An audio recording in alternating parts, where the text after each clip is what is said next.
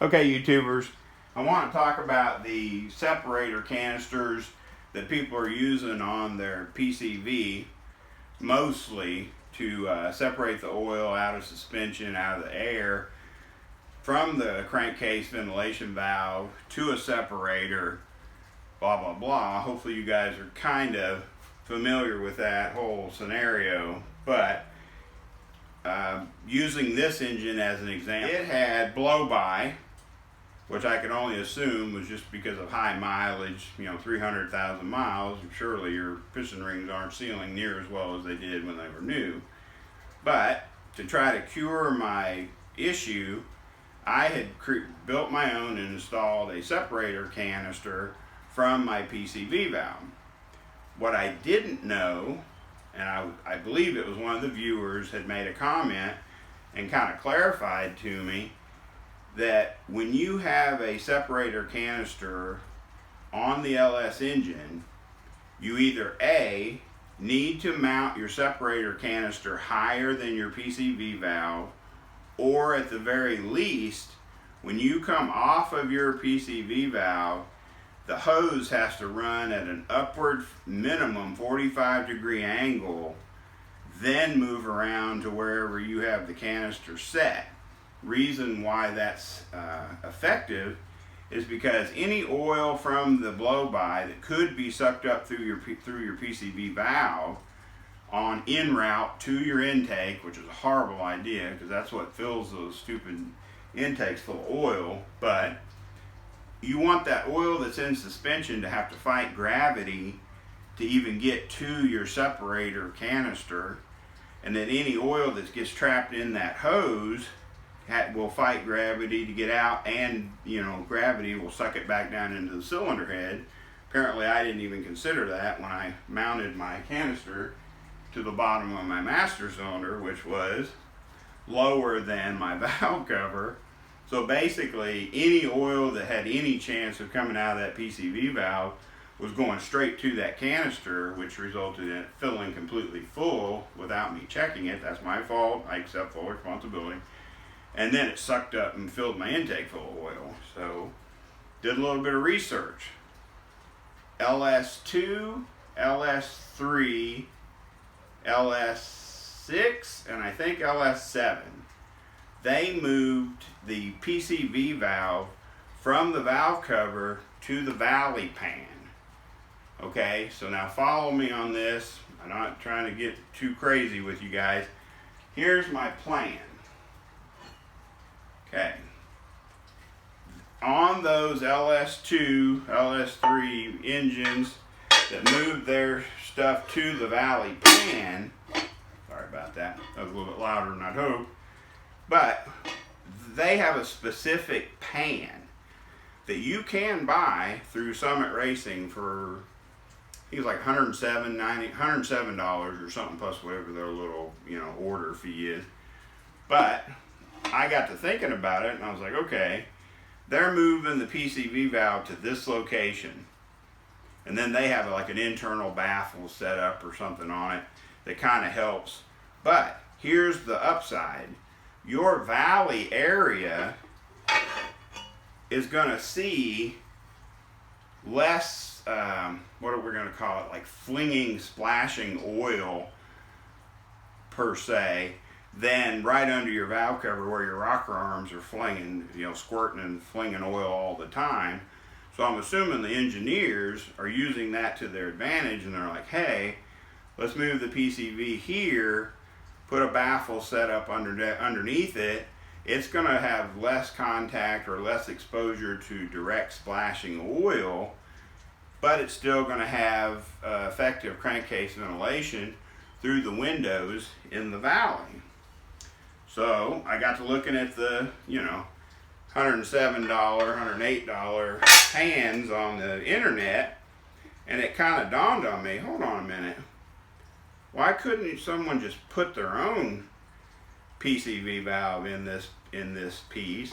So then I did a bunch of research, wasn't getting a whole lot of hits on it.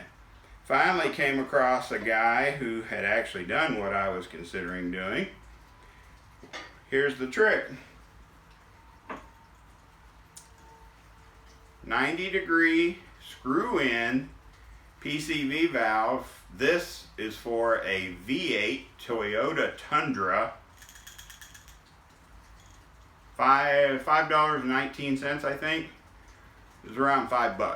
You can get it at your local parts store.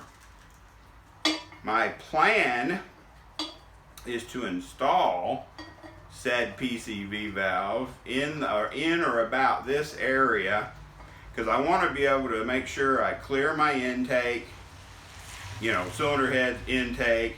Then of course right here I've got my manual pressure gauge set up for my oil pressure. So I need to make sure I can miss all that with my hose when I cut, because I'm also going to change my routing of my hose out of the PCV, and I'm going to try to mount the separator canister in a higher location in the engine compartment. But let's keep this in mind. My plan is twofold. I'm going to move the PCV to the valley, same as the high performance GM engines.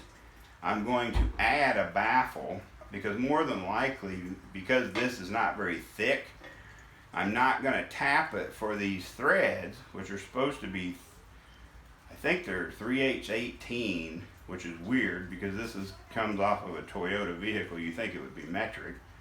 But I'm going to try to find a nut that will fit this thread pattern so that I can actually sandwich this to the valley pan with a nylon sealing ring.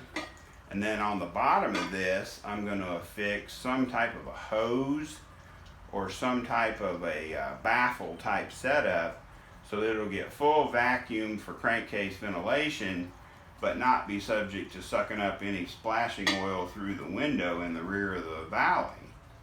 Here's the other part I found out through my research. Go back and look at your LS engine. Doesn't matter if it's a truck engine or a car. Here's where it gets weird. So LS engines have two vacuum sources to potentially relieve crankcase pressures. You have your PCV intake. You have a hose or a line that goes from your passenger side valve cover to the front of the intake via the valve body that allows you to get venturi vacuum to in turn suck crankcase ventilation out of the crankcase. But they have no fresh air. What were they calling it? You have to introduce fresh air to the crankcase to make the PCV work properly. Okay, I found that, I believe it was on Yellow Bullet or the Turbo Form, I can't remember 100%, but I started thinking about it and I'm like, yeah, that is kind of weird. Why would you have two vacuum sources to work the crankcase ventilation, but you're not actually introducing any filtered fresh air access to your crankcase so that it can create the cycle? You know what I mean? You're wanting to pull fresh air in through the crankcase, get all those gases and sometimes steam, moisture buildup. You want to be able to cycle the atmosphere or the air in your crankcase, and with the factory GM LS setup, it doesn't do that. So I thought that was a really interesting point being made as far as, you know, when you have a separator can, that's great.